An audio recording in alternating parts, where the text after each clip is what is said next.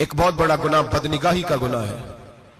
آپ کو پتا ہے ہمارے ملک کے اندر بدکاری، زنا اور بے حیائی کی شرح کتنی بڑھتی جا رہی ہے، کس قدر بڑھتی جا رہی ہے.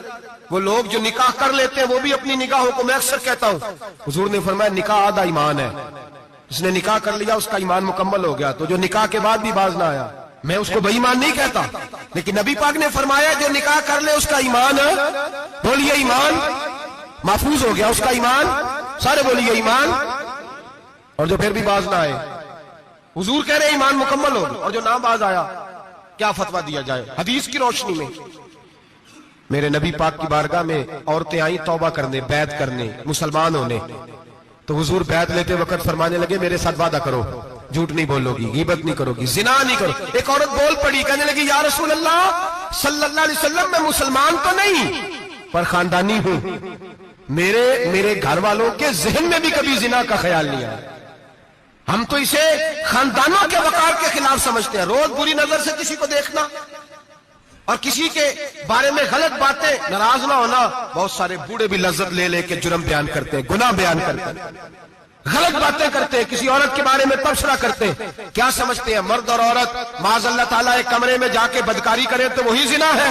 میری طرف دیکھیے اور جھانک کر کے سنیے کیا عرض کر رہا ہوں. ادھر دیکھیں میری طرف.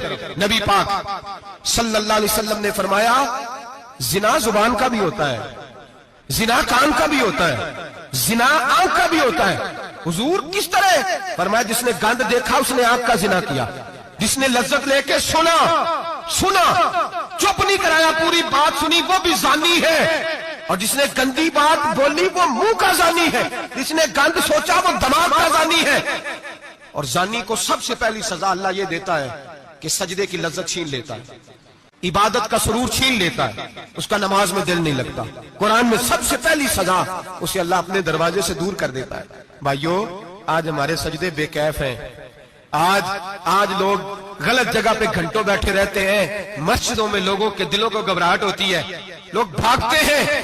میرے نبی پاک نے فرمایا تو نظر کو پاک کر لے، اللہ تیری عبادت میں لذت پیدا فرما دے گا. میرے بھائی یاد رکھ لیں اور سن لیں، سب سے کمزور آدمی وہ ہے جس کا ذہن پاک نہیں. سب سے کمزور آدمی وہ ہے جو کردار کا غلط ہے. ایک بات میں نے پڑھی، اب یقین کریں میرا دل کرے کہ میں آگ لگا دوں اس عنوان کو جس پہ گندگی لکھی جاتی ہے، ان اخباروں کو، ان چیزوں کو جس پہ گند لوگوں کے دلوں میں. وہ انڈیا کی ایک وزیر اعظم عورت گزری تو کسی نے اس سے کہا کہ پاکستان نے تو تمہیں شکست دی ہے، تم جیت نہیں سکے بڑا ملک ہو کے. کہنے لگی کوئی بات نہیں، تھوڑا وقت ٹھہر جاؤ، ہم ان پر تہذیبی جلگار کریں گے، ان کے گھروں میں ننگا ناچ کریں گے، یہ گندی تصویریں دیکھیں گے، یہ گند میں الجھ جائیں گے. اور جو قوم گند میں الجھ جایا کرتی ہے وہ پھر کسی سے لڑنے کی طاقت نہیں رکھتی، اس کے اندر ڈٹ جانے کی ہمت نہیں ہوتی، اس کی غیرت کے جنازے نکل جاتے. دل کرتا ہے جل جائے وہ جل جائے جہاں سے برائی پھیلتی، تباہ ہو جائے وہ علاقے جہاں سے گند ہوتا ہے. لوگ گند کی کمائی کھاتے ہیں، گند کی. ایکٹروں کے ساتھ کھڑے ہو کے فوٹویں کھچاتے ہیں اور گناہ پہ فخر کرتے ہیں. اور گندے لوگ کہتے ہیں اللہ کا فضل ہے ہم گند پھیلا رہے ہیں، ثم معاذ اللہ. لوگ گناہ پہ فخر کرتے ہیں چوکوں چوراہوں میں. محمد بن قاسم آئے ہندوستان پہ راجہ دہر کے مقابلے میں، نوجوان میری طرف دیکھیں اور صحیح ہو کے بیٹھے، خاصے صحیح ہو کے بیٹھے. تقریر نہیں کر رہا، جذبات کا، میرے جذبات سنیں، دل کے پھپولے جل رہے ہیں سینے کے داغ سے. اللہ کی قسم روح کی گہرائی سے بات کر رہا ہوں. وہ بات کر رہا ہوں جو سینہ کہہ رہا ہے کہ پھٹ جائے اور کہنا نہ پڑے.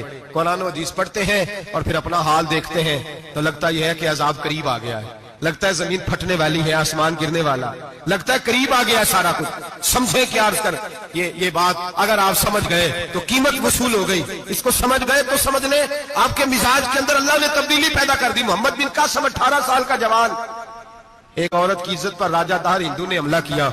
محمد بن قاسم بچانے آئے. جب ہندوستان آئے فوج تھوڑی تھی، علاقہ تھوڑا تھا. راجہ دہر کی فوج بہت زیادہ، اور پھر اپنا عرب چھوڑ کے یہاں آ کے ہندوستان میں اس کے علاقے میں اس پہ حملہ کرنا، حالات خراب تھے. محمد بن قاسم پریشان ہے. ایک بزرگ نے دیکھا، کہنے لگے پریشان کی ہو؟ کہنے لگا سوچتا ہوں علاقہ بھی اس کا، فوج بھی اس کی، میرے فوجیوں کو تو رستوں کا بھی نہیں پتا، کیسے جنگ کریں گے، کدھر سے آئیں گے، اور پھر ہمیں زبان بھی نہیں آتی، کیسے کام ہوگا، ڈر رہا ہوں. 2-4 دن گزرے تو محمد بن قاسم اشاش بشاش ہو گئے. اور بزرگ کہنے لگے خیر ہے، بڑے مطمئن ہو گئے ہو؟ کہنے لگے بس राजा दार हमसे मुकाबला नहीं कर सकता, राजा दार हमारे मुकाबले में खड़ा नहीं हो सकता। वो गिरा के गिरा, वो लड़खड़ाया के लड़खड़ाया, रेजा रेजा हो जाएगा। आपको कैसे खुशखबरी मिल गई?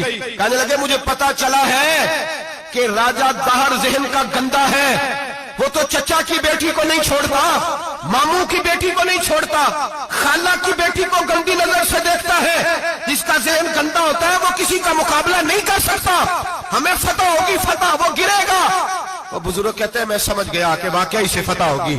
आज कश्मीर क्यों आजाद नहीं हो रहा, फलस्तीन में आग क्यों लगी हुई है? मुसलमान जब तक जहन का गंदा है, कमजोर है, जब तक जहन का नापाक है, कमजोर है।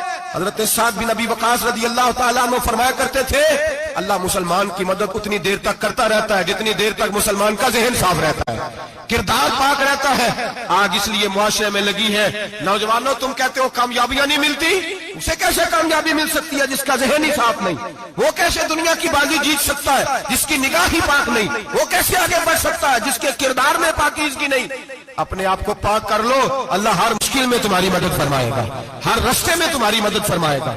और मैंने कहा जब आदमी नापाक होता है तो रब करीम उससे इबादत की लज्जत छीन लेता है। और अल्लाह की सबसे बड़ी सजा यह है कि किसी को सजदा ना लंबा करना दे।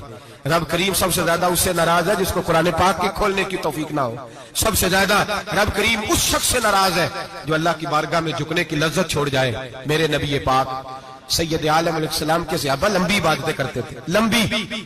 किसी ने कहा था, रूम के बादशाह थे, कि ये मुसलमान फातेह क्यों हो जाते हैं? तो उसने कहा मैंने मौला अली के जमाने में जासूसी कराई थी, पता किया था कि हर मैदान में कामयाब क्यों होते हैं। तो कहते मैंने देखा